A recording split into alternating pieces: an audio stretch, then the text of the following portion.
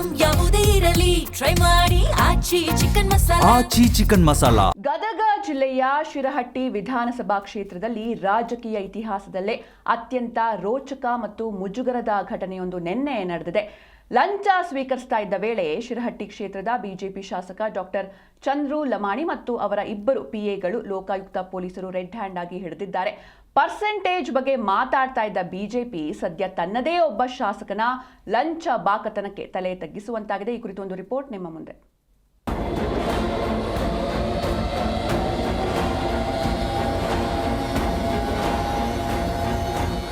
ಗದಗ ಜಿಲ್ಲೆಯ ಶಿರಹಟ್ಟಿ ವಿಧಾನಸಭಾ 3 ತಾಲೂಕುಗಳನ್ನು ಒಳಗೊಂಡಿದೆ. ಹೀಗಾಗಿ ಕ್ಷೇತ್ರ ವ್ಯಾಪ್ತಿ ಸಹ ವಿಸ್ತರಿಸಿದೆ. ಆದರೆ ಇಂತಹ ಕ್ಷೇತ್ರದಲ್ಲಿ ವೈದ್ಯನಾಗಿದ್ದ ಡಾಕ್ಟರ್ ಚಂದ್ರು 2023ರ ಸಾರ್ವತ್ರಿಕ ಚುನಾವಣೆಯಲ್ಲಿ ಬಿಜೆಪಿಯಿಂದ ಗೆದ್ದು ರಾಜಕೀಯಕ್ಕೆ ಎಂಟ್ರಿ ಕೊಟ್ಟಿದ್ದ.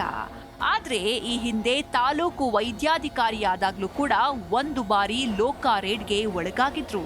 ಎಂಎಲ್ಎ ಆದ್ಮೇಲೂ ಕೂಡ ಚಾಳಿ ಬಿಡದೆ ಇಡೀ ರಾಜ್ಯದಲ್ಲೇ ಸದ್ದು ಮಾಡುವ ಹಾಗೆ ಲೋಕಾಯುಕ್ತರ ಅತಿಥಿಯಾಗಿದ್ದಾರೆ.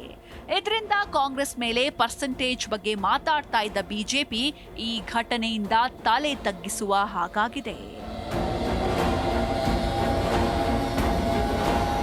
ಗದಗ ಜಿಲ್ಲೆಯ ಲಕ್ಷ್ಮೇಶ್ವರ ತಾಲೂಕಿನ ಸಂಕದಾಳ ಗ್ರಾಮದಲ್ಲಿ 1 ಕೋಟಿ ರೂಪಾಯಿ ಮೊತ್ತದ ತಡೆಗೋಡೆ ನಿರ್ಮಾಣ ಕಾಮಗಾರಿಯನ್ನು ನೀಡಲು ಶಾಸಕ ಡಾಕ್ಟರ್ ಚಂದ್ರು ಲಮಾಣಿ ಅವರು ಗದಗ ತಾಲೂಕಿನ ಚಿಂಚಲಿ ಗ್ರಾಮದ ಗುತ್ತಿಗೆದಾರ ವಿಜಯರಾಜ ಪೂಜಾರ್ ಅನ್ನೋರಿಂದ ಬರೋಬ್ಬರಿ 11 ಲಕ್ಷ ರೂಪಾಯಿ ಲಂಚದ ಬೇಡಿಕೆ ಇಟ್ಟಿದ್ರು. ಮುಂಗಡವಾಗಿ ಇಂದು 5 ಲಕ್ಷ ರೂಪಾಯಿ ಹಣವನ್ನು ನೀಡುವಂತೆ ಶಾಸಕ ಸೂಚಿಸಿದ್ರಂತೆ. ಹೀಗಾಗಿ ಗುತ್ತಿಗೆದಾರ ವಿಜಯ್, ಶಾಸಕ ಚಂದ್ರು ಹಾಗೂ ಅವರ ಪಿಎ ಮಂಜುನಾಥ್ ವಾಲ್ಮೀಕಿ ಮತ್ತು ಗುರು ಲಮಾಣಿ ಅವರಿಗೆ ಲಂಚದ ಹಣವಾದ 5 ಲಕ್ಷ ರೂಪಾಯಿ ನೀಡಲು ಮುಂದಾಗಿದ್ದಾರೆ. ಲಕ್ಷ್ಮೇಶ್ವರ ಪಟ್ಟಣದಲ್ಲಿರುವ ಖುದ್ದು ಶಾಸಕರ ಖಾಸಗಿ ಆಸ್ಪತ್ರೆ ಬಾಲಾಜಿ ಹಾಸ್ಪಿಟಲ್ನಲ್ಲಿ 5 ಲಕ್ಷ ರೂಪಾಯಿ ಲಂಚ ಸ್ವೀಕರಿಸುವಾಗ ರೆಡ್ ಹ್ಯಾಂಡ್ ಆಗಿ ಲೋಕ ಬಲೆಗೆ ಬಿದ್ದಿದ್ದಾರೆ.